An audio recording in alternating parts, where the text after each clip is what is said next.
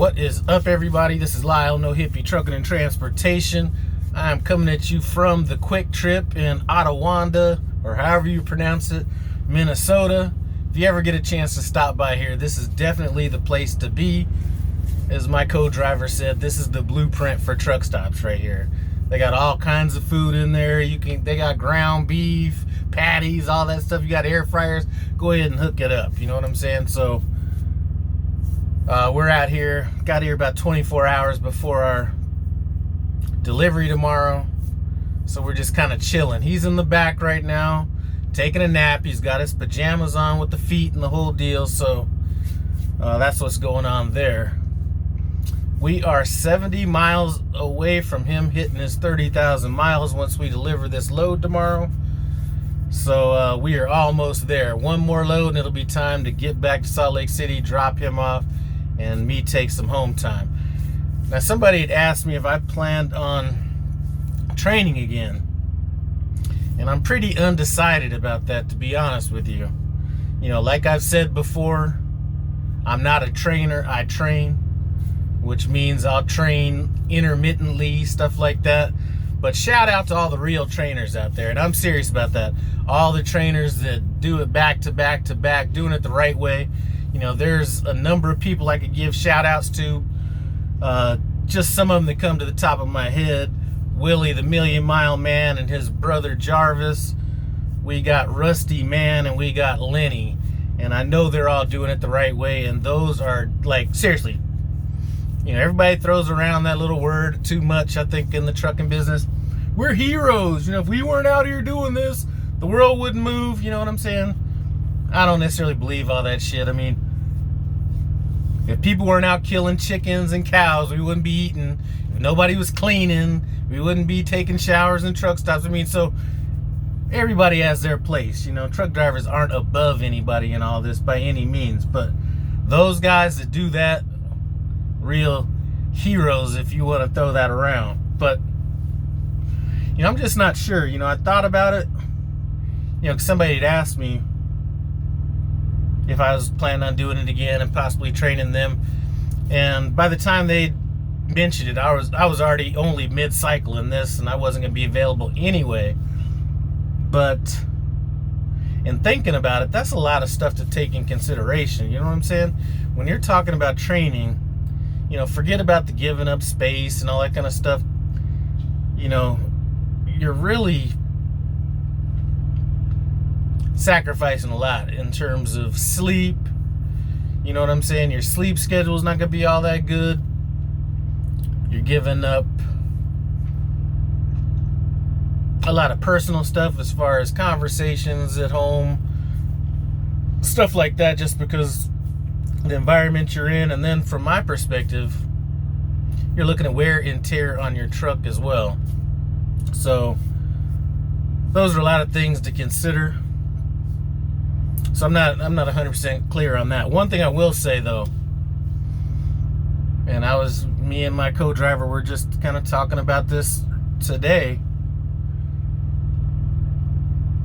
You know, you hear a lot about bad trainers. I had a bad trainer, and as a matter of fact, I keep saying I'm gonna do that video. It's gonna be my next my experience with my first trainer. I'm gonna do that video in the next, either one of my next 3 videos is gonna be about my experience with my first trainer, because I've dealt with having a bad trainer and I've dealt with having a good trainer, so I know what happens. But I think that, you know, I think what you hear about a lot is the bad trainers, and you don't hear about the bad students. Now, I hear about the bad students because I talk to a lot of people at Prime. You know, my co-driver, we were just, like I said, we were just talking about it. And, you know, when I was at Salt Lake City or whatever, you know, different people were coming up to me that had been trainers, talking about some of the stuff that they went through. And it's not always the trainer's fault. You know what I'm saying? And just listen, if I train again, and I know it's not the way Prime wants it or anything like that, I don't know what they call it, student shopping, I don't know what they call it, but if I'm gonna do it, it's gonna be on my terms. Or, I mean, I just don't need to do it. And one of the things I can say is being at the terminals, primarily Salt Lake City's a lot easier, but Salt Lake City and even Springfield, you know, what I did last time I was up there is I just kind of sat in the cut, didn't really say anything, and all I did was just sit back and listen. Went down to the pad, just went and watched. Went in when all the trainees were eating lunch and just listened. And some of the stuff that you hear, put it this way, you're able to separate out, or at least I would kind of be able to separate out who has the right attitude and who doesn't. You know, and I think a lot of people, especially that are going through the training process, don't know who they're around when they're talking. And some of that stuff just, you know, made me think, you know what, that's not somebody I want. And then there were people that were down there, you know, that I was around and heard kind of what they were doing, and they were very serious about what they were trying to learn and all that kind of stuff. And I'd be sitting back and I'd be like, you know what, I'd take that person right there. You know, some of the conversation I heard, and I know I mentioned it one time, where I heard a driver say, or not a driver, excuse me, I heard a student say that they better not try to have them drive more than 250 miles or something like that, because all they're doing is trying to make money off of me, and I'm gonna get paid the same amount anyway. Now, that was crazy to even hear. Somebody's trying to train to be a truck driver and complain about how much they're gonna be driving. You know what I'm saying? I heard that probably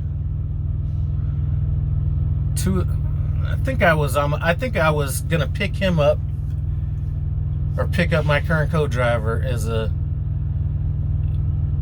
and he was just going through orientation. I heard that conversation then. So that was, let's say, 2.5 months ago, when he was just going through orientation. I heard or saw on a Facebook post a while back where somebody in training, which might have been the right thing, execution of what they were saying might have been wrong, but they're too tired to drive, which I understand. Listen, if somebody's too tired to drive, I don't want them driving. But what they were saying was that the trainer told them it was going to be a service failure or something like that, and trainee said that wasn't his problem. Now, listen, if you're too tired to drive, you're too tired to drive. I don't want to have anybody driving that's too tired to drive. My first thing would be, why are you too tired to drive? I understand some people have a problem sleeping on the truck and those kind of things. That I understand. But are you too tired to drive because you're back there fucking around on your phone, playing video games, which is another thing. I won't take anybody with no video games. That's one thing I won't do. But why are you tired, right? But the statement about it doesn't, I forgot how he put it. Service failure doesn't matter, isn't my problem, or something like that. One thing I will let you guys know that a lot of people don't know, service failures fall on the student as well. You know what I'm saying? So if you're in training and you and your trainer get a service failure, you eat that service failure too.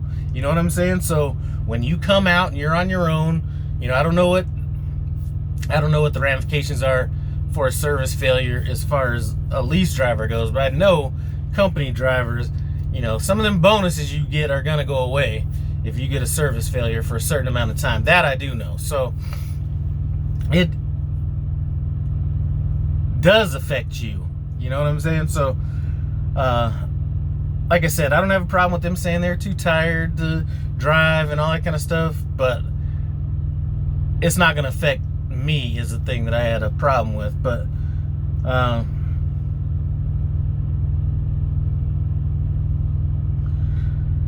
you know, back to the question, do I plan on training again?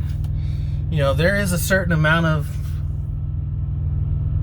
I want to talk about another video that I just saw where somebody was talking about the money in training and all that kind of stuff. And you know, if it wasn't for the money, you know, the money in training to me, obviously it's more money, but the money cannot be the reason to train. You know, if money was the only reason to train, me and a whole host of other people would be training nonstop. You know, the problem is when you have trainers that are out there and it's all about the money as to the reason that they're training. You know, I take training very seriously.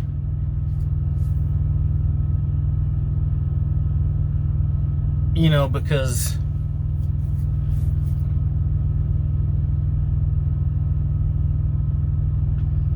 my worst fear is to have somebody get out on their own and not know what they're doing, and then that trainee going with my fleet manager and having him look at me like I did some half-assed job. Maybe if he went to another fleet manager, it'd be a different story, but to me, there's a little bit of recourse to bad training. You know what I'm saying? So I just couldn't be one of these guys that I hear about on Facebook, or, you know, or personal conversations with people where, you know, their trainer wasn't letting them back, or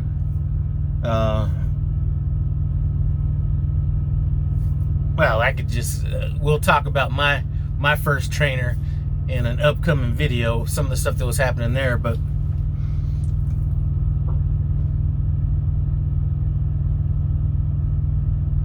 to me it's very serious, and it's the reason why I actually have to think myself through this. And am I wanting to put all that in? You know what I'm saying? Because it's not just something that I just think about and just be like, okay, you know, let me just grab another one. You know, my head's got to be in the right place, and I have to have a student that's head's in the right place too. So, you know, like I said, I know that it's not necessarily as kind of maybe frowned on or whatever, but possibly if I am going to do it again, I probably will get routed out to a terminal and then just kind of sit in the cut and kind of go through those channels, or just not do it at all. You know what I'm saying? If they're just like, okay, well, no, we just got to throw somebody on you, I probably won't go that. I probably won't do that. You know what I'm saying? But anyway,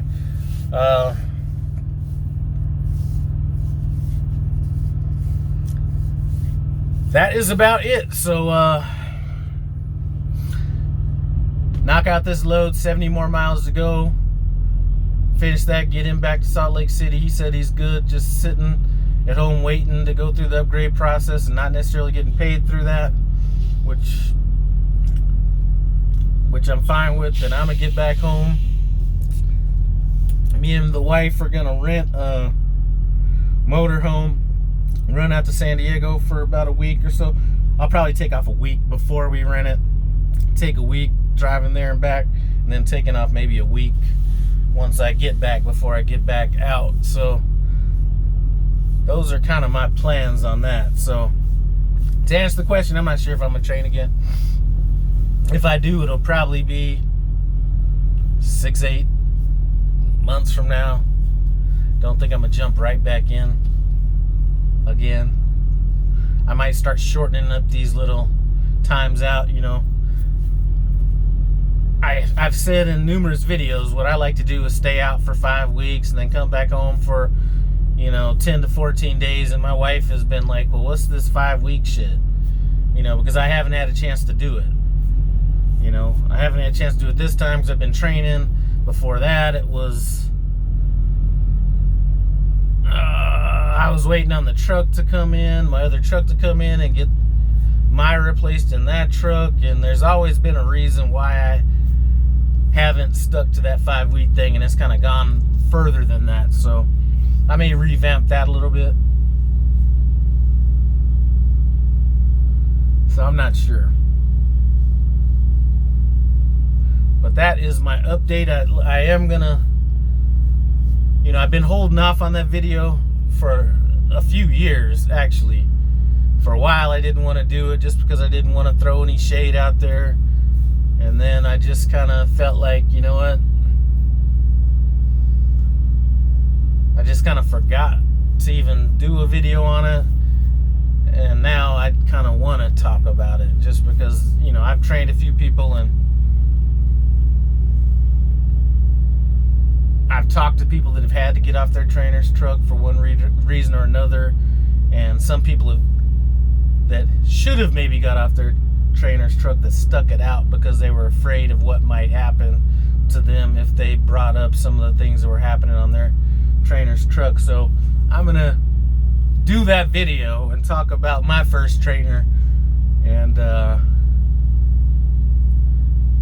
kind of get that out of the way. But I see him up at the terminal every now and then, you know what I'm saying?